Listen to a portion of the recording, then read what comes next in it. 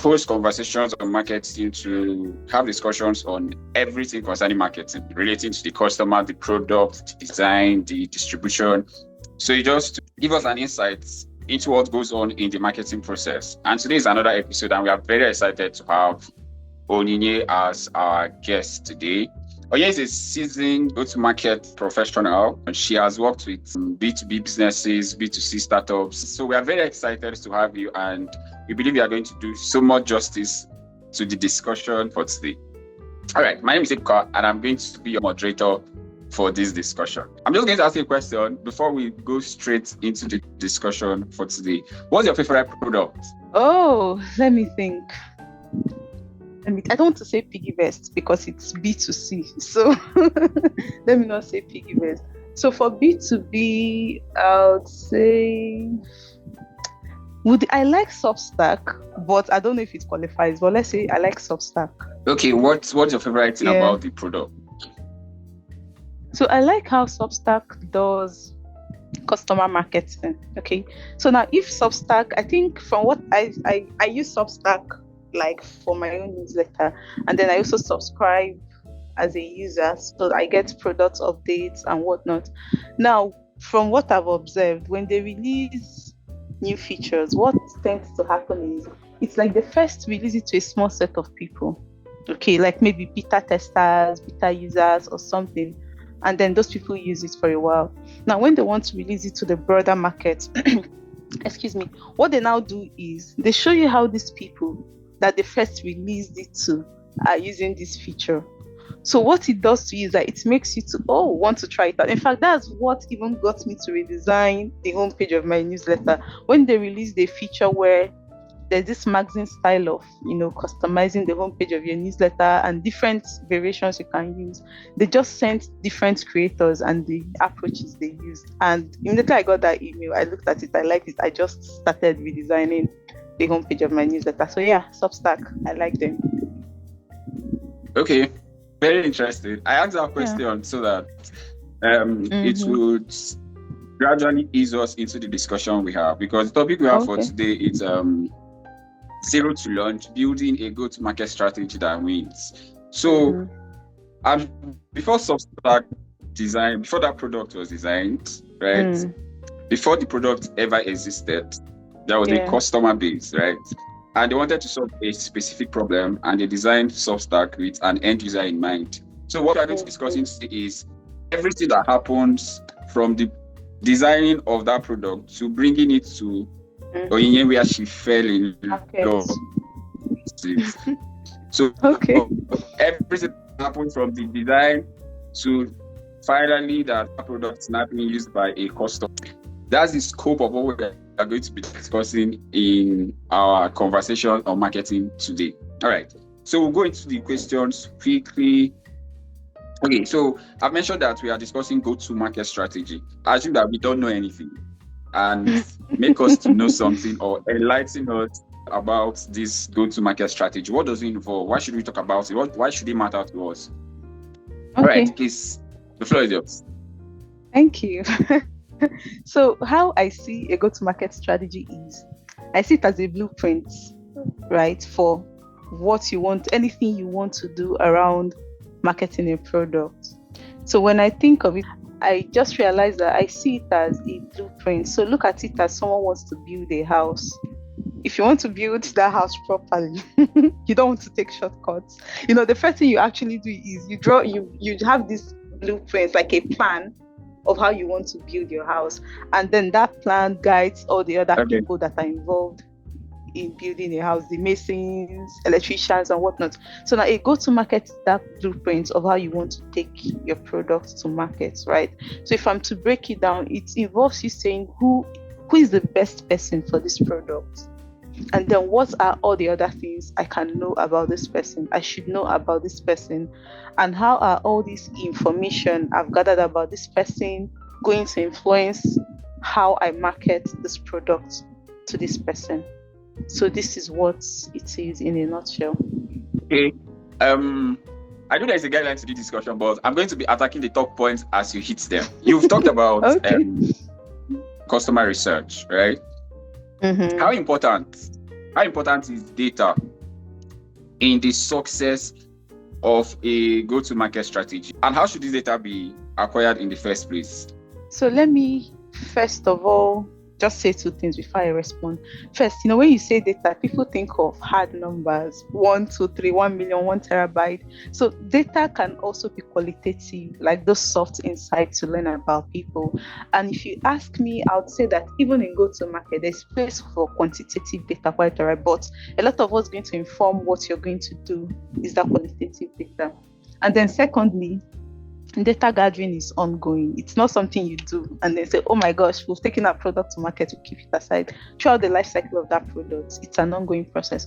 Now, data gathering, it's even the bedrock of a go-to-market strategy. And let me tell you why. If you decide, in fact, I wish engineers are here or founders, right? Because they're the ones that are so into their world that they need to go out and touch grass. So now if you decide I'm going to build product A, the first thing you should think about is, okay, who is this product A for, right? That's the first thing. Who is the customer? And then when you've identified the customer, you now go into full data gathering mode. What's this customer trying to solve for in the first place? And then in what ways are this customer trying to solve this problem? Okay, in what ways are they trying to solve this problem? One, and then what are the shortcomings of this method? Now, if there is no shortcoming, I hate to say this, you should probably just go back. There's nothing for you to build. But if there is a shortcoming, yes, then you should continue building. So data gathering in this instance, especially the qualitative data, even determines if you should even build, if there is a market for your product in the first place. And if you even identify there is a market, it also tells you the segments to focus on in that market. And that data even now informs everything you do, from building, shipping, and all that. Okay, thank you. If there is no loophole, if there is no problem solved, just pack it up, right? Yeah, because exactly. How successful your strategy is going to be is that there is a need to solve in the first place. There is a need to meet. There is a problem to solve. So if there is no existing need, no matter how wise, no matter how high in intellect that strategy is, it's not going to work because there is no market for it. There's no problem in solving. Exactly. Okay. Yep. Thank you very much for that insight. Right. Then, at what stage should a company, should a brand, should a startup start considering their go-to-market strategy? And is this go-to-market strategy, is it just for startups, or can existing businesses also adopt a go-to-market strategy if they are already in the market? Like, how does it work for startups and for existing businesses? Does it apply for existing businesses too? Okay, I think I can identify two questions. The first is, when should they start thinking about it? And then, is it only for startups or for mature companies? Okay, I think the previous question even answered that. Before you decide to build, right, you should actually start doing your go-to-market. Again, remember that a go-to-market strategy is not like a product launch. It's just like this tactical plan of, like, blueprints. Let me not call it a tactical plan of what you're even going to build. So for instance, if I'm trying to think of an example, so let's say you want to build, okay, let me use an example. Let me use Seller, Good, and Gumroad as an example, right? So I know Gumroad, before Seller came into the market, I know Gumroad for like creators to sell their stuff. And then all of a sudden, I don't know if Gumroad has started accepting, like allowing Nigerians to, pay or whatnot. But when I first knew of Gumroad, Nigerians couldn't, all these restrictions on Naira and certain countries. Now let's assume, I'm not part of Seller team, I'm just looking at it from a third person point of view. Now let's assume Seller comes and says, oh, we want to build this platform that enables creators to sell whatever they want to sell, monetize their knowledge and whatnot. And then you do some research and find and say, what are the solutions Nigerian creators are currently using? And then you see, oh, everyone is using Gumroad. And then you now say, okay, are they okay with Gumroad? Now, if you start talking to people, two things would happen. Some people say, oh, Gumroad doesn't even allow us to collect payments. If I want to collect payments, I have to use my cousin's address in the UK. They use her whatever, she receives the payment, she sends it back to me, blah, blah, blah. So when a creator starts telling you something like that, you know there is a problem. And the problem right there is, are you able to sell in the first place? and you even being able to sell to a global audience. Now, remember, everything is hypothetical. Now, seller can use this information and then build their whole product around empowering creators to sell their product globally and receive payments anywhere, in any forms, naira, dollar, whatever. Okay. But now let's assume seller went to do that whole market research, customer research before they started building. And someone's like, yeah, I used Gumroad. There's no problem. I can sell to someone in Iceland. I can get my money in dollar, pounds. I'm okay. Then there's practically no need. They'll probably have to pause or even just go back to the drawing board. Okay.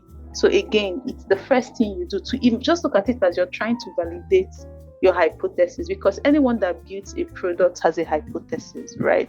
And when you start that go-to-market process of actually gathering data, speaking to people, you're trying to validate that hypothesis. So if you validate, go back and continue building. If not, have to go back to your drawing board.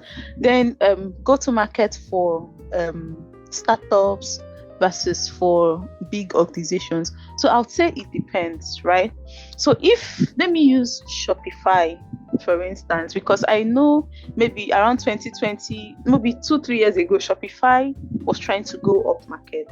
So everyone, in fact, the way Shopify started was just an e-commerce platform for small businesses, people who want to sell their products, right?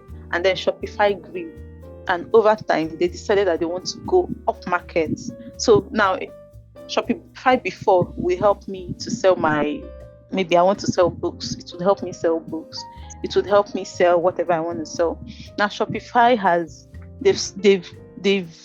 I'm looking for the marketing word.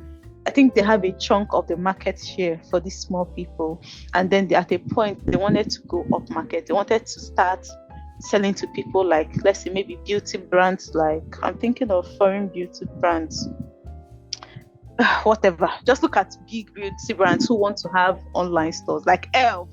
I can't believe I don't know a beauty brand as a woman, like Elf, Nordstrom, all these big beauty brands. Most of them now also have an online store, especially for most of them that sell globally and ship globally, right? Now, Shopify wanted to sell to that group of people. What happened? They had to go back and create a go-to-market plan for selling to that segment, okay? So when a bigger organization wants to go up market, or you were up market before, and you don't want to come down market, if I hope there's a word like down market, you need a go-to-market plan for that. So that's a time when you need a go-to-market plan. Then for a startup would need a go-to-market plan at that initial phase, just as I've said before. Even when you conceptualize that idea, before you do your launch, you have to have your go-to-market plan in place. Thank you. So ideally, it should be done at the brainstorming stage of the product. Exactly. Yes, let me add something, right? Yeah. There was a time, maybe 2-3 years ago, I was like, oh, let me just do a bit of free freelance work, if there's something like that, and just help some maybe people who are really people who haven't even raised money to kind of do go to market, take their products to market. Now, when I started talking to most of them, I realized that they had skipped this critical stage of doing the research before building their product. Because at the end, what most of them had is they had built a product, but there wasn't even really any demand for the product, right? So someone had built, okay, let me not break trust, but most people had built something.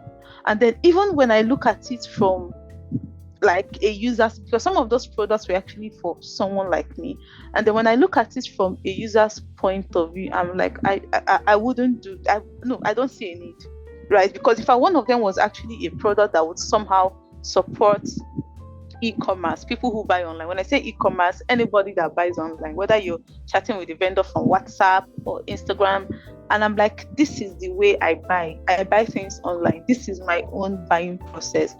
Your product is outside of the workflow of my buying process, but because they're emotionally attached to the product, and maybe most times you've poured in so much time, sweat, blood, tears, it's so hard to see that.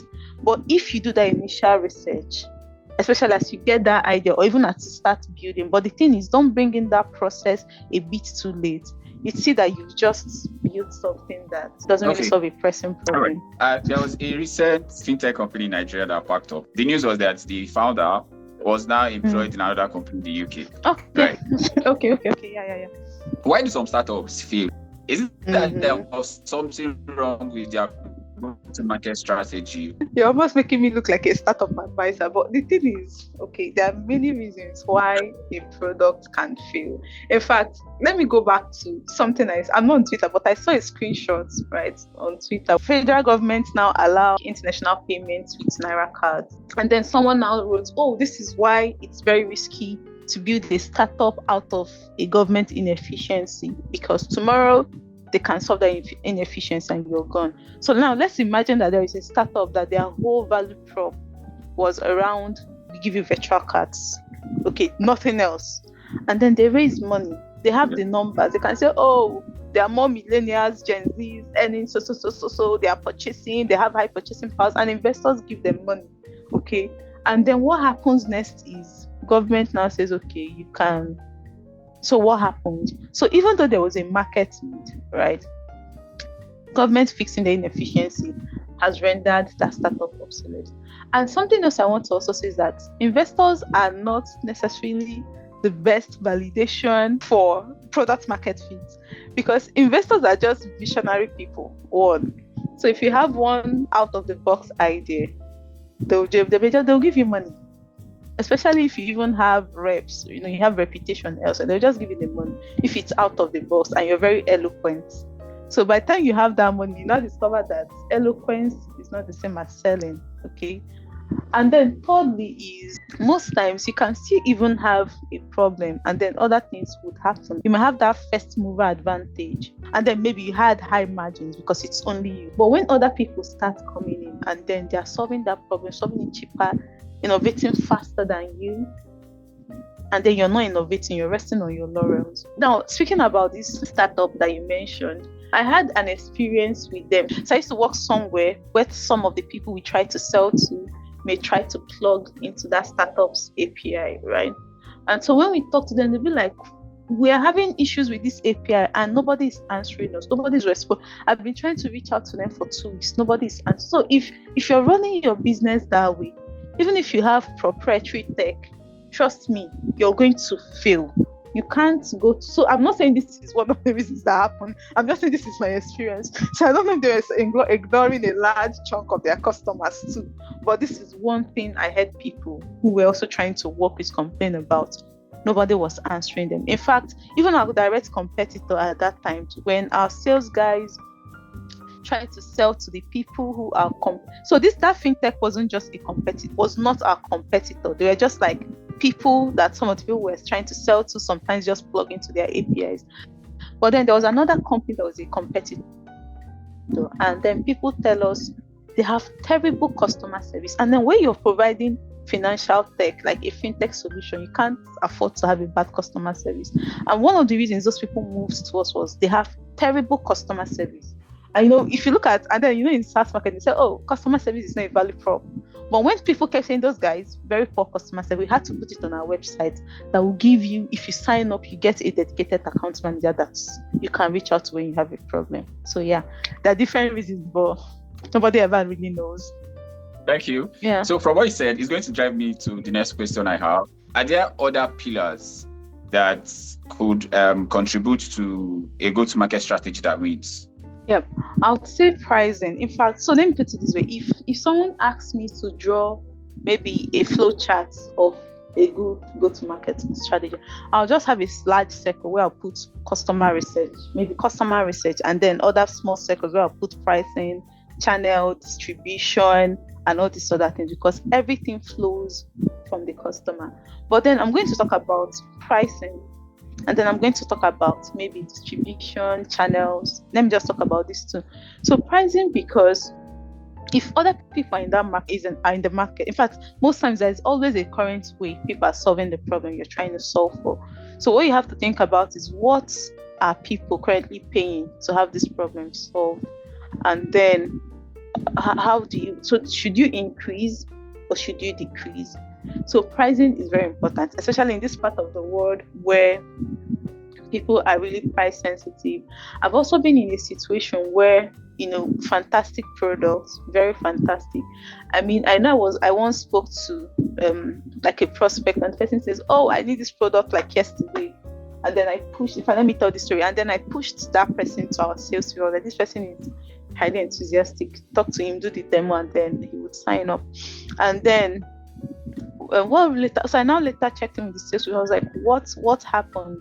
I think I traveled to the city where that person stays, and then we're supposed to see, but somehow we didn't see. But I now came back to my sales. I was like, "Oh, what happened? Has he signed up?" And then they said no. So I had to go back to them and to ask what happened. And I mean, this experience actually just shaped my perception about pricing. And the man said something to me. Here's the way I look at you people's products. I look at your product as, if I sign up for your product, it has eliminated at least one employee for me. This is how much I pay my employee in a month. And now this is how much your product costs. Your product costs more than what I pay my employee in a month. So why should now your product is supposed to replace one employee. So why should I now? It's almost like you're telling me to hire a more expensive employee. So now if you have the most fantastic product and across board, because essentially I now started speaking with the sales guys, and it turned out that everybody was complaining about pricing. But the folks at the top didn't want to do anything about it. They had their head up in the sand. So even if you have the best product, everyone will tell you it's good. But there's a way there's some kind of meter or calculator in their head that they're using to measure your pricing. And I think this is also where SaaS brands, maybe we need to learn from consumer packaged goods, because it's like they know how to. I don't think there's any consumer packaged goods right now in Nigeria that does not have a sachet, like those small sachets. So all of them have, and it shows you that it's actually a pricing war. Exactly.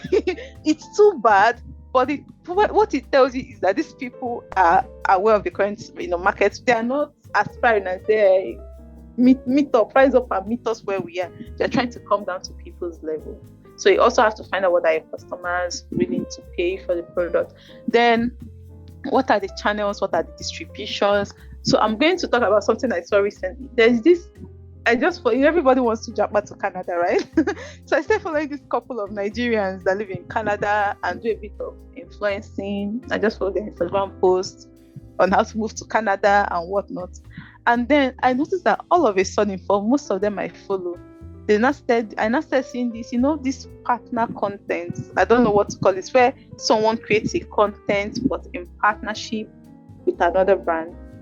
So apparently, I think there's this startup, Passage. I think their name is Passage, that offers like financial aid to maybe Africans that want to study in Canada, right? Now, they start partnering with all these Nigerian influencers. So those Nigerian influencers do videos, say, "Oh, you want to move to Canada? Yeah, you can consider Passage, this, that. Now, for Passage, partnering with niche influencers is actually maybe a distribution channel for them. For some other people, they'll say, "Oh, let's go and splash all our money on Google Ads." But what I'm trying to say, there's an option to say we're going to spend maybe 80% of our budget on ads. But the fact that they decided to, in fact, if they had ever even used ads, I would never have known about them. I only knew about them because I follow these people. So that distribution is also a core part of it. Okay, now there is a product, there is a customer that you have researched, and you have found out that they should adopt this solution. They have to know that this product exists and that it can solve this problem for them. How important is messaging in this whole go-to-market strategy? Okay, messaging is very important, and I'll tell you why. So if you've done your research and you've seen a gap, right? In fact, if you've done your research, you've seen a gap, then the whole go-to-market revolves around that gap. So let me give you an instance now. I have a community. Through that community, I tend to get a bit friendly with some of the members, know where they are working and whatnot. One of them works at Seller. Yeah. So Seller again is just like some kind of e-commerce platform for creators. But then I think some months ago, they launched a ticketing platform, which is now in direct competition with Tix. When Seller, again, that is like an e-commerce platform, launched their ticketing platform, it somehow coincided with when I just finished hosting an in-person event. And I think I used Tix for that in-person event. And so when I saw the post and then I've just finished using Tix, And then afterwards, this just sent me a message, oh, we reviewed our pricing. In fact, I didn't even understand all that, but all I know is that they're just markup fees across 2 or 3 categories. And I was like, what is this, right? And then after that, I saw sellers ad. Now, sellers ad on Facebook was just like, hey, we just launched ticketing, come and use our platform for ticketing. And I was like, excuse me, ticketing is not new in Nigeria. There's already an existing platform everybody uses for ticketing and it sticks, right? Now, if you've done your research before that launch, you would have known that Tix just increased their pricing. And then the angle you would have used to go to market would be like, we are not going to charge you all those 3 additional different confusing fees. In fact, the messaging that would have resonated with me right now would have been a flat fee because this was like, they'll charge me this one, charge me. It didn't make sense to me. But if seller had said flat fee, because it's not a new product, there's a market leader already. So you want to poke at the weakness of that market leader and make it your core messaging. So that's what I would say. Again, everything is just research. What have you learned from the dominant leaders, the way people are solving that problem, and how do you now translate that into something that would resonate and appeal to the customer? So I just think this seller Tix example is for me, their messaging for that launch was really off, really, because you're not doing, so why should I move from this people I've been using to you? Then let me just give another example. The people that, on the other hand, the people that I really saw that nailed their messaging very well is Bankly. I think this maybe 2023, 2024, Bankly did this major launch where I think they launched a banking app or something, right? Now, in fact, the way Bankly was even going about that whole launch, I actually even thought that the only thing Bankly was for is for digitizing our job, because the angle they used for that, I think they used Kiki. In fact, the storytelling was mad, but again, it was the messaging that informed the storytelling. So the messaging was like, oh, you pursued in our job the normal way.